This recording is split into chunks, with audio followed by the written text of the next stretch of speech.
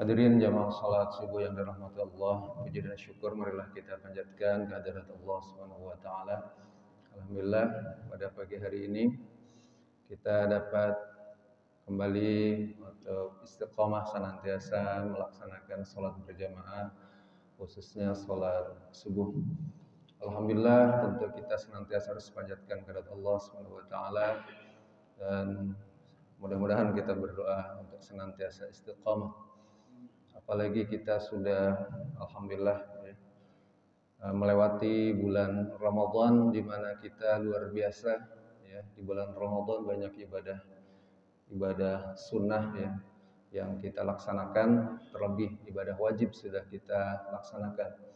Tetapi luar biasa di bulan Ramadan kita banyak melaksanakan ibadah sunnah yang tentu kalau Ramadan itu adalah bulan tarbiyah ya, bulan pendidikan. Seharusnya ya ritual ibadah-ibadah Ramadan yang sudah kita laksanakan mudah-mudahan tentu juga di bulan Syawal ini ya baiknya kita juga tidak tinggalkan. Ya di mana di bulan Ramadan kita melaksanakan tadarus, jadi di Syawal ini jangan kendor. Di bulan Ramadan kita qiyamul lail ya, salat tarawih. Di bulan Syawal kita mestinya juga qiyamul lail. Ya, qiyamul lail itu ya atau mungkin dengan tahajud. Kalau kita tidak bisa melaksanakan tahajud, kita dengan qiyamul lail ya. Jadi kemarin pernah kita bahas qiyamul lail sebetulnya sama dengan tahajud ya. Sama-sama salat malam, tetapi qiyamul lail lebih ke salat malam yang dilaksanakan sebelum kita tidur. Kalau malam sesudah bangun tidur itu namanya tahajud. Tetapi tahajud tidak bisa dilaksanakan sebelum tidur. Begitu juga ibadah-ibadah yang lainnya. Hadirin yang dirahmati Allah, mudah-mudahan kita juga di bulan-bulan ini bisa melaksanakan itu. Sehingga banyak sekali usulan dari jamaah, nanti kita minimal sebulan sekali kita melaksanakan ya sholat malam ya. Barangkali sebulan sekali kita bisa tahajud ya. Barangkali bersama-sama ya 2 rakaat dilanjutkan sendiri-sendiri juga bisa melaksanakan sholat tasbih dan sholat-sholat yang lain. Hadirin yang dirahmati Allah, pada kesempatan pagi hari ini saya ingin menyampaikan tema tentang nazar. Ya, kita sering mungkin melaksanakan, sering juga mendengar itu nazar. Ya. Nazar itu secara bahasa adalah janji.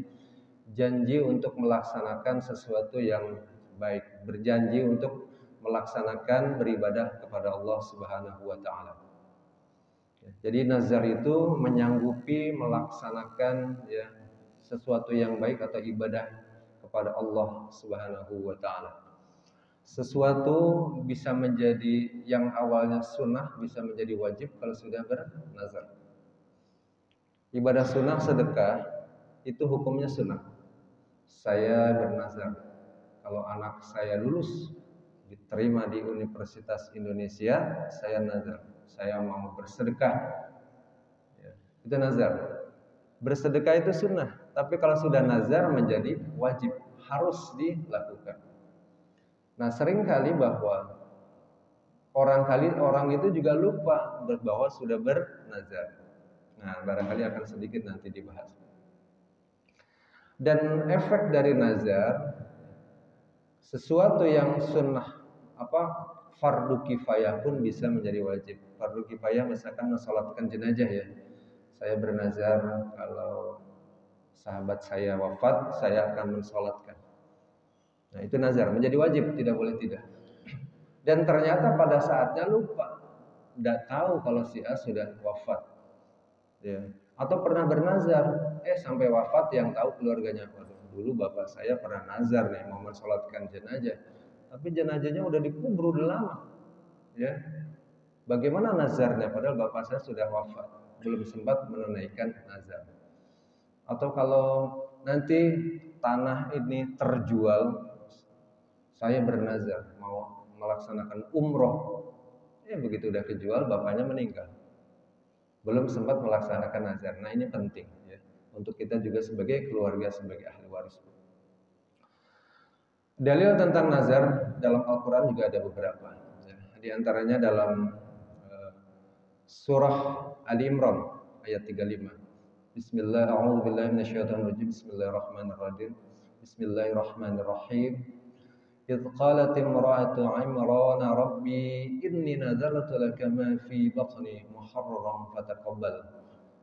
فتقبل مني إنك أنت السميع العليم. Jadi ini nazar. Ketika istri Imran berkata, ya Tuhanku, Rabbi inni nazartu lak. Ya Tuhanku, sesungguhnya aku bernazar kepadamu. Apa atau janin yang dalam kandunganku kelak menjadi hamba yang mengabdi kepadamu, maka terimalah nazar itu dariku. Sungguh engkaulah yang maha mendengar dan mengetahui. Dalam surat Al-Hajj juga ada beberapa dalil tentang nazar.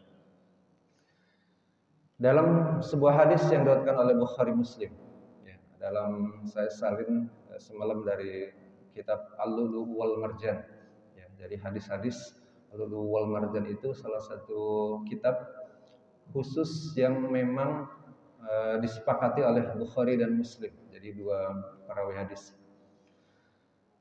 Dalam hadis yang diriwayatkan oleh Bukhari Muslim, Uqbah bin Amr radhiyallahu berkata, nadartu ukhti an tamshiya ila baitillah wa amaratni an astafti laha Nabi sallallahu alaihi wasallam wastaftaituhu faqala alaihi salam.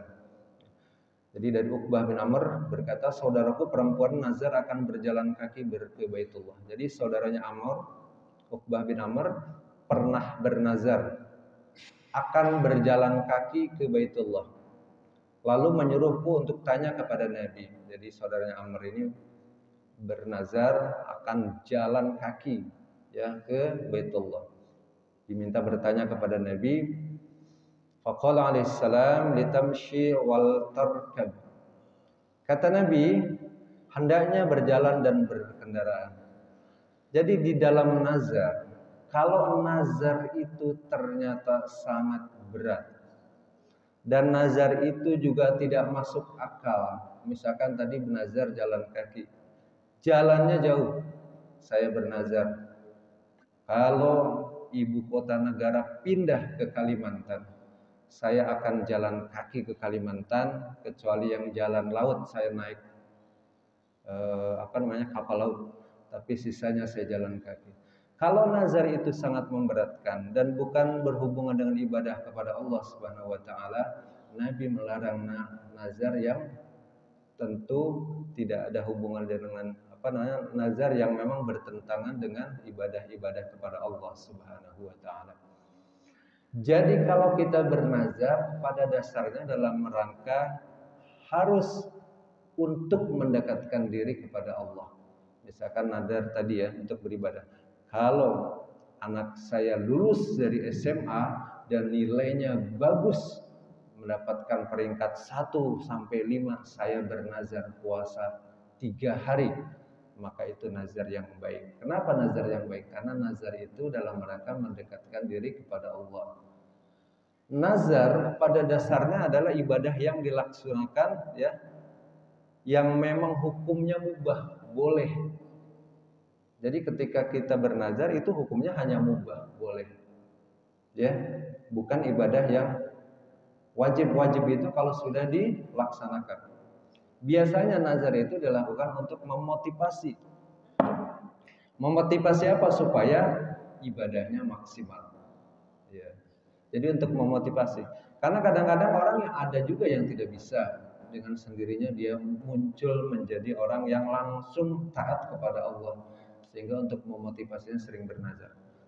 Contoh tadi, bernazar, saya kalau lulus sekolah dengan nilai yang baik, bernazar, saya akan puasa 3 hari. Tujuannya apa? Supaya belajarnya sungguh-sungguh. Seringkali menjadi motivasi orang untuk melaksanakan sesuatu yang lebih sungguh-sungguh. Tetapi ini menarik. Ini ada sebuah hadis yang sahih. Ini dari Bukhari dan Muslim. Diriwayatkan oleh Ibnu Umar radhiyallahu anhu berkata, an-nazari wa qala innahu yaruddu syai'an wa innaha yustahraju bihi min al-bakhil. Jadi nazar itu kata Nabi, sesungguhnya ia tidak menolak apapun takdir dan hanya ia dikeluarkan dari orang yang kikir. Jadi kata Nabi, innahu la yaruddu syai'an wa inna yustakhraju bihi minal bahr. Jadi nazar itu kata Nabi enggak membuat kalau takdir seseorang itu ya, kalau sudah ditakdirkan oleh Allah meninggal pada hari Selasa, enggak ujug-ujug meninggalnya jadi berubah menjadi hari Rabu. Karena nazar itu kata Nabi enggak akan merubah takdir, hanya akan mengeluarkan seseorang dari yang kikir dalam beribadah kepada Allah Subhanahu wa taala.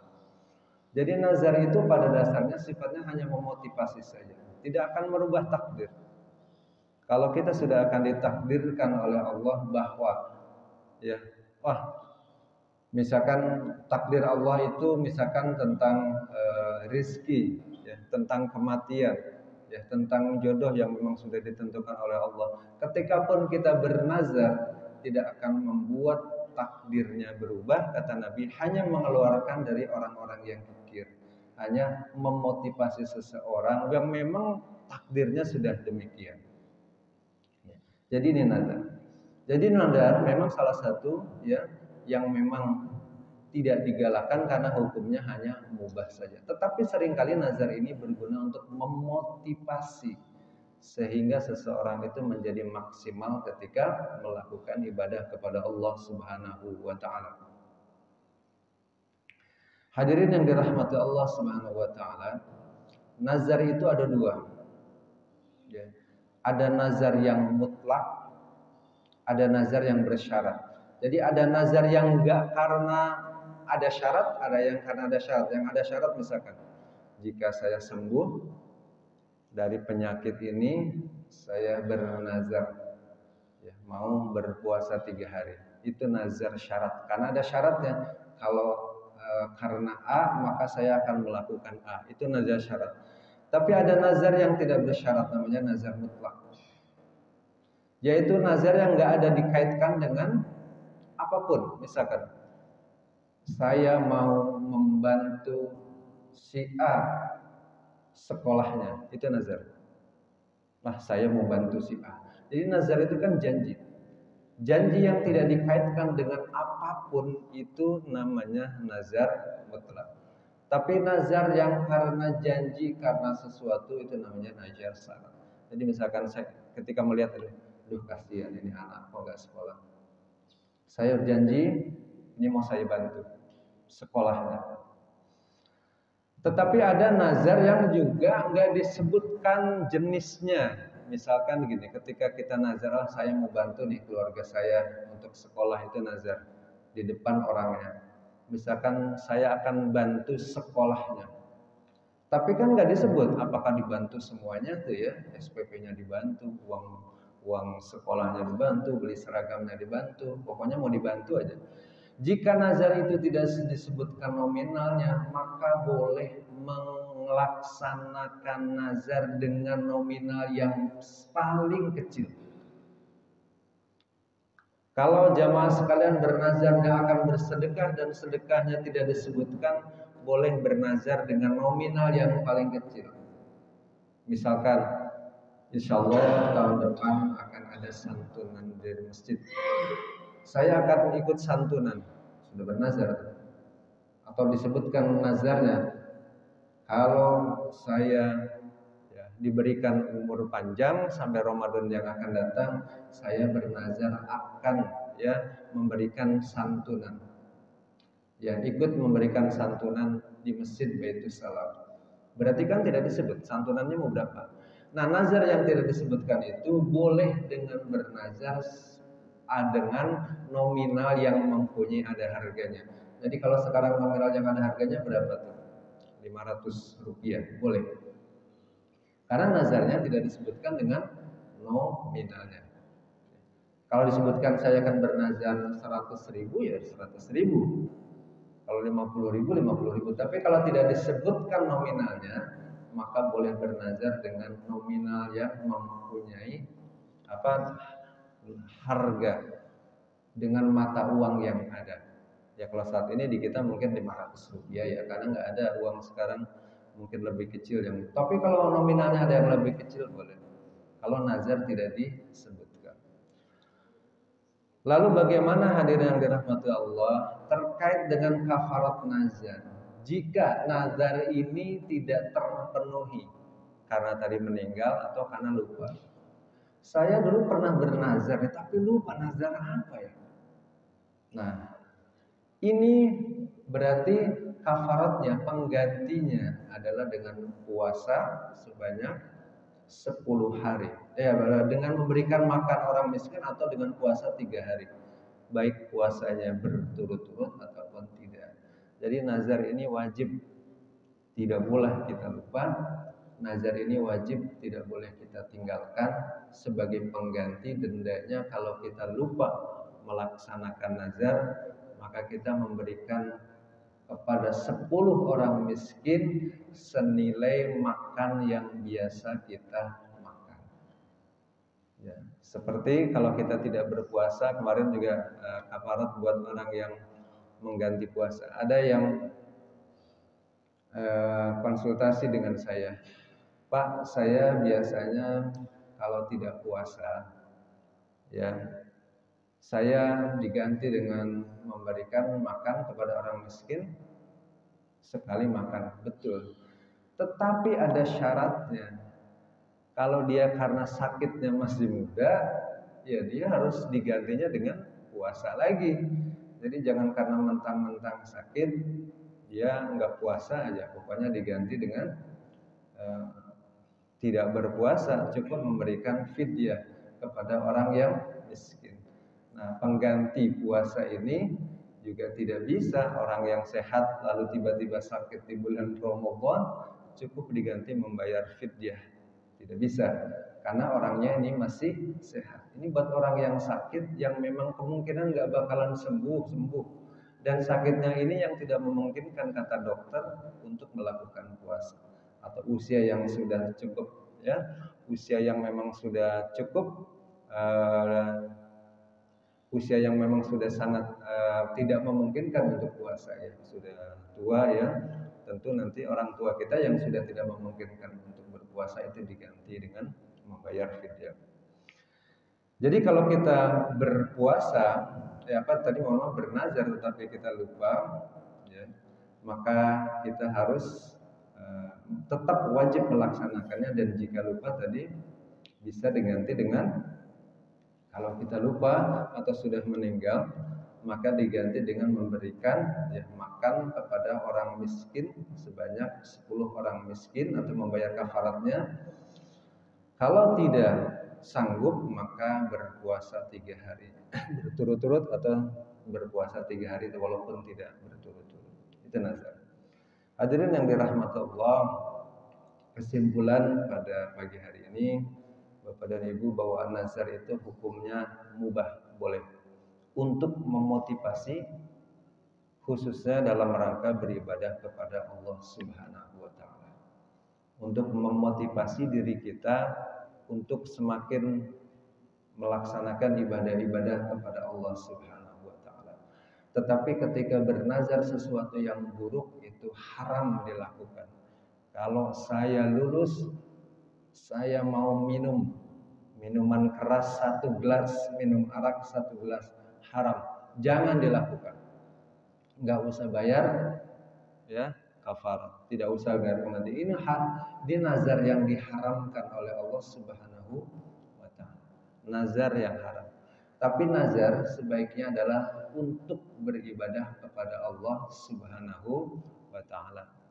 Kalau anak saya lulus, saya akan berpuasa 1 hari. Saya akan bersedekah 100.000. Kalau anak saya lulus, saya akan rajin ke masjid, sholat berjamaah. Nah, itu berarti akan ke masjid secara berjamaah. Jadi nazar hukumnya mubah. Lalu bagaimana tadi kesimpulannya adalah kalau nazar itu lupa maka harus membayar kafarat dengan memberikan makan kepada 10 orang miskin dengan nominal atau makanan sebanyak yang kita makan atau berpuasa 3 hari, baik yang berturut-turut ataupun tidak berturut-turut. Yang terakhir, kesimpulan pada pagi hari ini adalah bahwa nazar tidak boleh lupa. Jika lupa maka pihak keluarga yang mengetahui atau ahli waris wajib ya melaksanakan nazar itu sendiri. Hadirin yang dirahmati Allah, alhamdulillah saya juga memberikan motivasi kepada kita semua. Alhamdulillah pada pagi hari ini kita sudah bisa untuk melanjutkan ya untuk istiqomah hadir di sini untuk thalabul ilmi. Sedikit saya ingin ada memotivasi kita semua, ada ladang dakwah untuk kita, untuk ada ladang pahala untuk kita. Ayo kita sama-sama mengajak supaya masjid kita ini menjadi makmur, masjid kita ini menjadi kegiatan-kegiatan menjadi makmur, khususnya terkait dengan peribadatan, khususnya terkait dengan kegiatan-kegiatan yang ada di masjid. Ada hadis yang diriwayatkan oleh Muslim, barang siapa yang mengajak kepada kebaikan maka dia mendapatkan pahala sebagaimana pahala orang yang mengikutinya, tanpa mengikuti mengurangi pahala mereka sedikit pun. Dan barang siapa yang mengajak orang untuk melakukan kesesatan sebaliknya atau kemaksiatan, maka dia pun akan mendapatkan dosa sama seperti yang dilakukan. Oleh karena itu Bapak dan Ibu, ada baiknya kita senantiasa ngajak sahabat kita, tetangga kita untuk hadir di masjid, untuk sholat berjamaah, untuk mengikuti kegiatan majelis-majelis yang diselenggarakan. Insya Allah pahala kita akan mendapatkan pahala yang sama. Terlepas masih ngantuk, ya, terlepas juga mungkin kurang tidur dan sebagainya, insya Allah kita sujud di masjid saja, insya Allah akan mendapatkan ya dari Allah SWT pahala yang insya Allah luar biasa. Apalagi kalau kita bisa ngajak kawan kita, masalah mau apa tidak itu insya Allah kita ngajak sudah mendapatkan pahala dari Allah SWT. Demikian yang dapat saya sampaikan, dan marilah kita sama-sama membaca doa kafaratul majlis. Alhamdulillahirabbil alamin, subhanakallahumma wa bihamdika asyhadu an la ilaha illa anta astaghfiruka wa atubu ilaik. Nanti setelah saya tutup, jika ada yang bertanya mungkin di sesi non formal saja, silakan nanti ditanyakan. Saya akhiri billahi taufiq wal hidayah. Wassalamualaikum warahmatullahi wabarakatuh.